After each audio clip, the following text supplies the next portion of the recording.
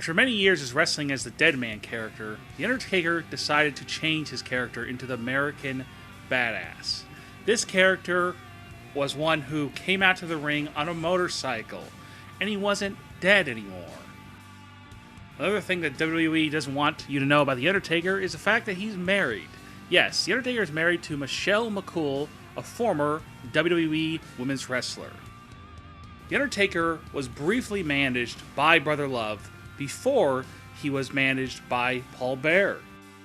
The Undertaker's original name in the WWE was actually Kane the Undertaker. This happened at a couple of house shows before he appeared at Survivor Series 1990.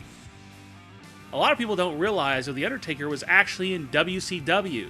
He was known as Mean Mark Callis, and he was managed by Paul Heyman. One thing that WWE tries to hide is the fact that The Undertaker is rarely on television.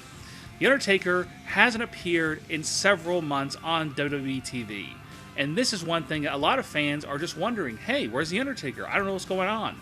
Not every fan reads the internet, so this is another thing that WWE is trying to keep under wraps. The Undertaker has rarely been pinned clean, but this one was one of the most bizarre ones. He was actually pinned clean by the Great Khali in the Great Khali's debut match in Judgment Day 2006. The Undertaker was actually pinned by Great Khali's foot. A couple of years ago, The Undertaker decided that he was going to shave his head. This caused a problem for WWE. They weren't happy about it. So when The Undertaker made a few appearances before WrestleMania, they had The Undertaker wear a wig. As seen in these pictures, The Undertaker actually did wrestle without the wig at WrestleMania that year. Since then, though, The Undertaker has actually grown out his hair again.